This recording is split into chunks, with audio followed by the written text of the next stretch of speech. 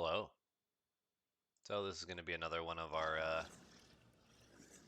dubbed over episodes. This is Shroud Hearth Barrow. I'm sure by now a lot of you guys have seen this dungeon.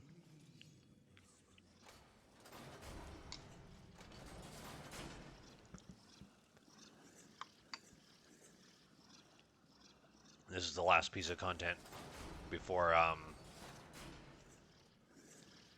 like how he teleports to me there. This is the last piece of content while waiting for Vampirism.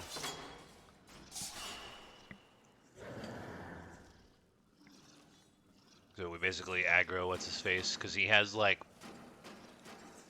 he's like a trickster. He has like some really good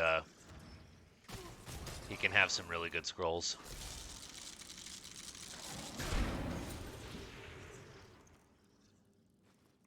Thankfully that time he didn't, but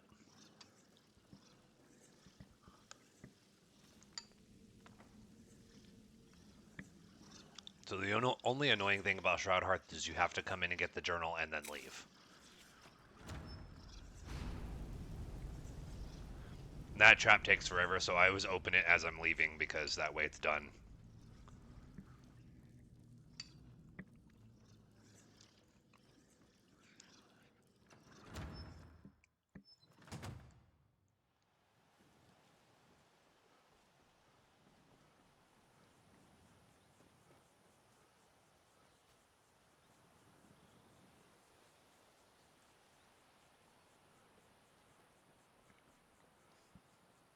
Not really sure what I was looking for, but, you know. Welcome to the Villamere Inn. If there's anything I can get you. If I were you, there ain't much. Look, I've seen what fortunate certainly isn't helping much. It was. Well, least I can do is give you something for taking care of. If you won't. Because you cannot get further obviously without the Sapphire Dragon Claw, so you have to come back out, which is the only annoying thing.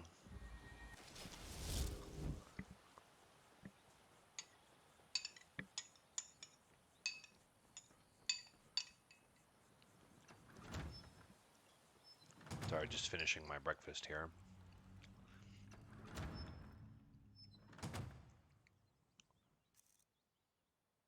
I don't know what I forgot.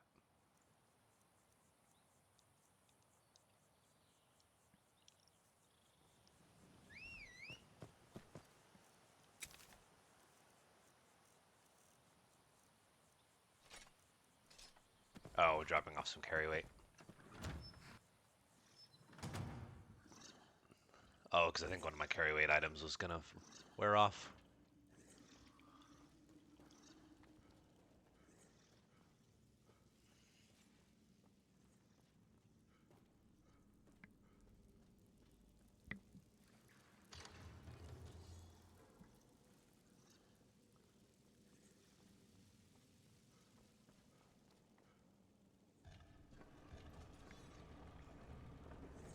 I've done it enough times, I know where the things are. I consider I'm one of the few people that considers Shroud Hearth Barrow an auto include because it's not that much more difficult than Bleak Falls, and it gives you Kyne's Peace. So, and I think Kyne's Peace is one of the best shouts in the game. I think the magnitude could be a little bit higher, but other than that, I think Kyne's Peace is great.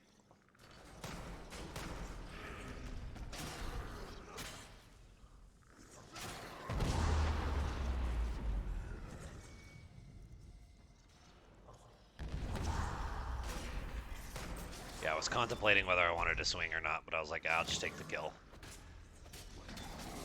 Because there's no coffins where I'm standing.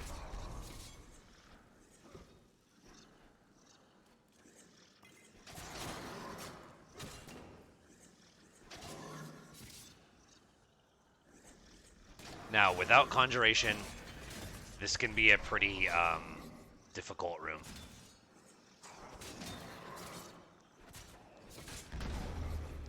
Because you get locked in with 2 Draugr at a time. So the trick here is, as you can see, one of them's kneeling. If you want to cheese this room, you can leave one of them kneeling and then just continuously kill the other one, and it basically just lets you one-on-one all of these Draugr. Another trick that isn't really a cheese is this. The gate to this lever opens up after you kill your first Draugr, so you can always just throw the switch and run if you have to. There's also water there. If you have some kind of water breathing, you can just jump in the water and chill. Let your stuff come back.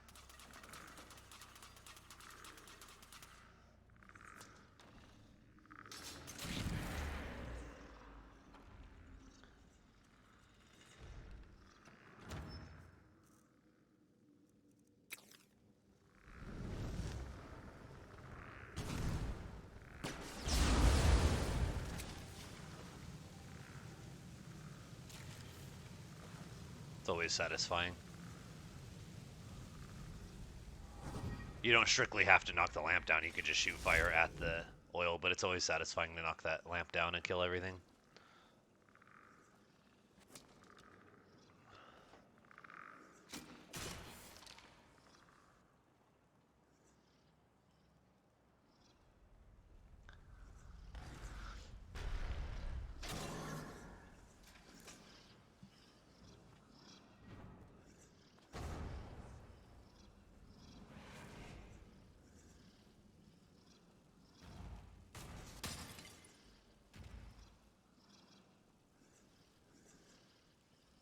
So what's weird is you get that message, but that's not actually you becoming a vampire. It's just the message you get if you have Sanguinaire Vampiris and it turns nighttime.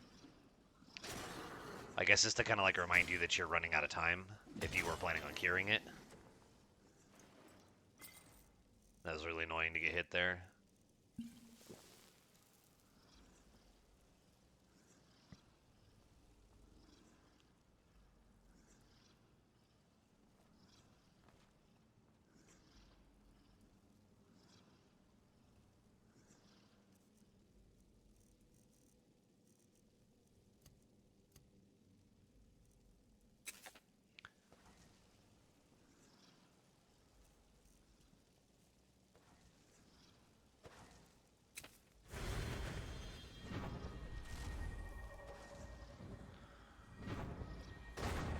I believe this is the first time we summon Spectral Archer, and this thing is just monstrously strong.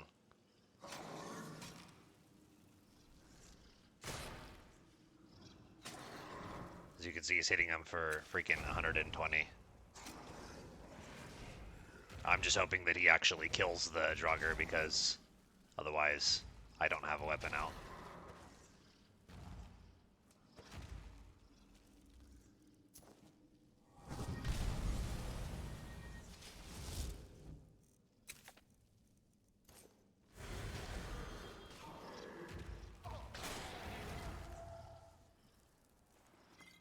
But the Spectral Archer is insane. Like, actually insane.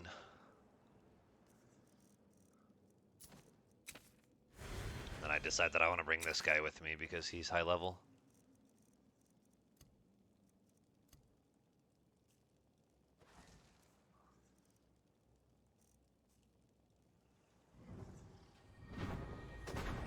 Waiting for Magicka Sim.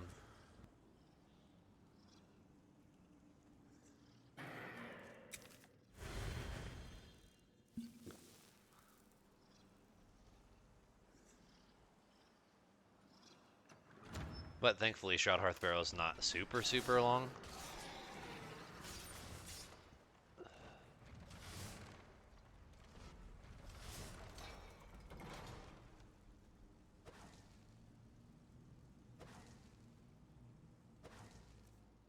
Now, of course, every dungeon takes a long time on this build just because waiting for Magicka. But it does get better later, I promise. If I was smart, I would have gone much harder into alchemy and just made a ton of Magicka potions.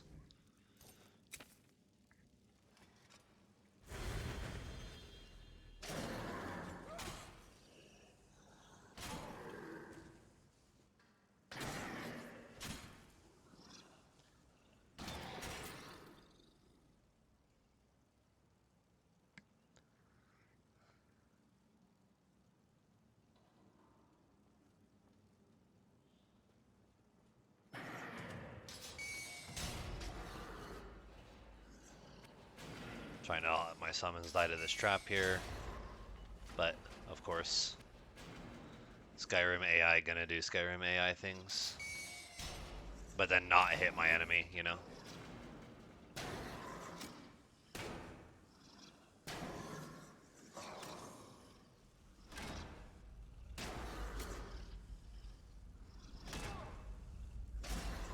Kind of annoying how much damage I take here.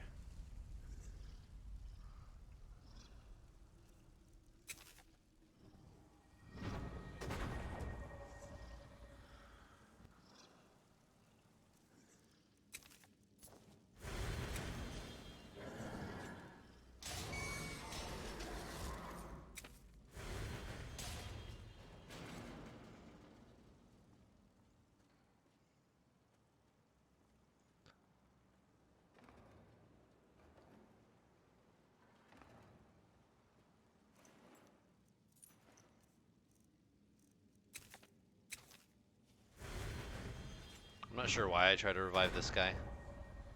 I guess maybe I just hope I get lucky.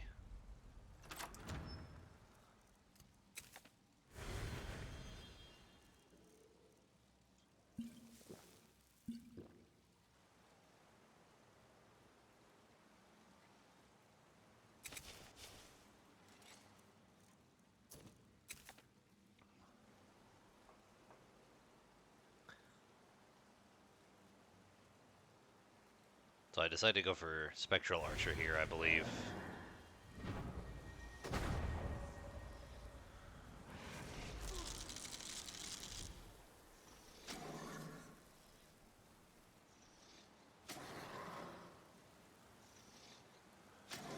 And as you can see, that just destroys these fools. And I know this one by heart as well.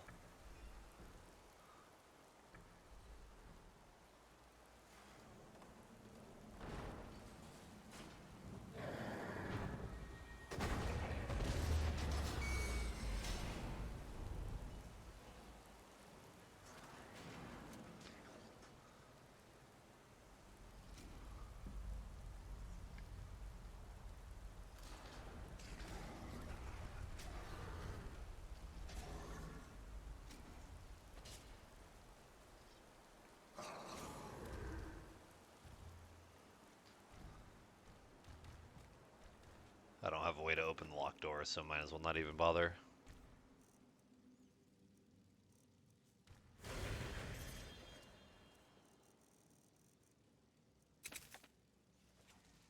I do get better about using my hotkeys later on in the series, I promise.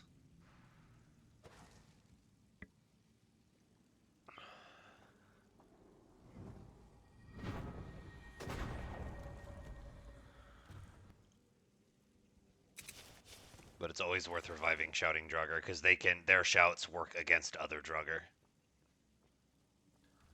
This is the final room here. Just checking their health.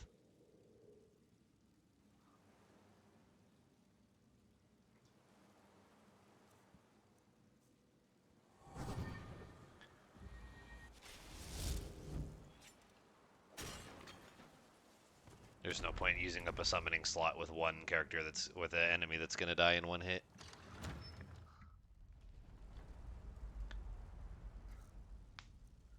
So this is a forced close. Yeah, I noticed that my potion regeneration is gonna run out just in time for the final room, which is unlucky, but it is what it is. We've already come this far, we might as well finish the dungeon. Although the last room can be somewhat challenging. You have to know where to... It's mostly like a positioning fight. You need to know like where to fight, where to take the fight at.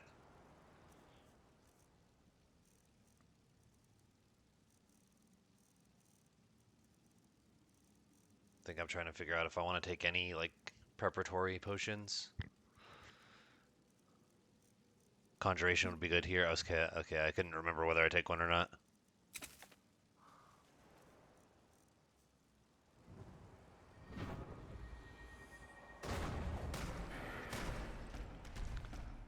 Double summon Spectral Archer, and then I cheese him through the door because I I've said it a bunch of times in the series, like after this, but I really feel like, um, if I'm a necromancer, I would just be telling my summons to go in ahead of me anyways. So it's kind of like we'll just headcanon it to that's what's going on.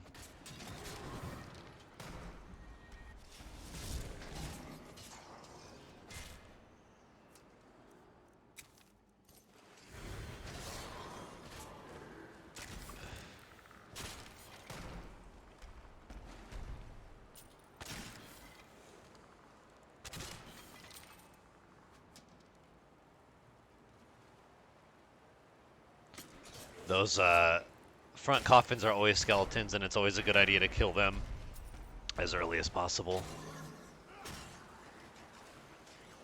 Then I make a pretty big misplay here, because I believe I ran out of stamina mid-power attack, so it counted it as the out-of-stamina power attack, meaning that it'll only do half damage. So, I mean, you have gear, use it. Like, for example, you saw me willing to pop my Undying there, it's because of a situation like that. Positioning is more important than stats in a lot of fights. So if you need to burn, that's why the Undying Breath change was so powerful, but also so good. Like, out of all the changes that Forn's made, like, unironically, I think the Undying Breath change is, like, if not the best, it's like top 3. Because I don't feel like it's unbalanced at all, and it took an almost completely worthless effect to being really, really good. But not in a broken way.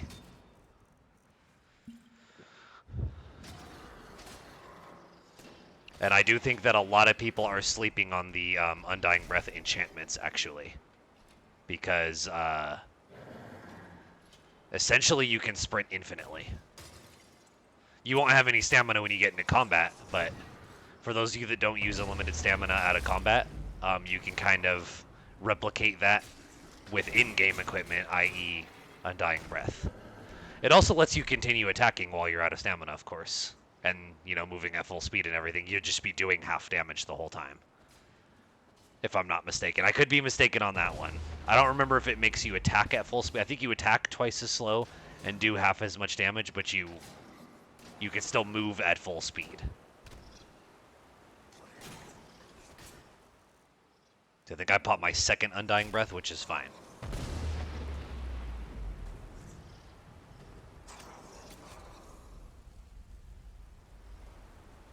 Because this guy is terrifying. I know he doesn't look like it because he's getting bullied by my summons, but he has Frost Breath, which if you don't have a potion against it, Frost Breath will one-shot most mid to low-level characters. Because it's level 3 Frost Breath. So it does like 300 frost damage and then like 5 damage per second for the next like 30 seconds or something. It's monstrously strong. But we get through, and this is pretty much it. I believe we loot. How much is left on the video? Yeah, just a minute. So, if I'm not mistaken, this is the very last dungeon we do. So the next time you'll see us is going to be Vampire. Unfortunately, it is going to be another dubbed video, but it is what it is. Yeah, I get a unfilled Grand Soul Gem, which is nice, and a Ring of Major Sure Grip. I forgot I found this because I still haven't used it up to now. And I'm almost done with the series. But that's kind of how it goes. You get really, really good loot, and then you just never end up using it. But that's mostly because I didn't put like series or like chunks of items on F keys, because otherwise I could, F key swap like mid combat and stuff like that, and really like optimize my gear. But I don't really like playing like that. I only like switching gear like pre-fight. And even then, I don't really like that much. I just kind of see it as a necessary evil. I remember in early Requiem, those of you that have been around a long time will remember in early Requiem, you couldn't switch items mid-combat at all. Yeah, there's only 6 seconds left. So yeah, so that's it for this one. I believe I don't remember what we do on the next one, but I remember that we are Vampire for sure on the next one. So yeah, I'll see you guys there.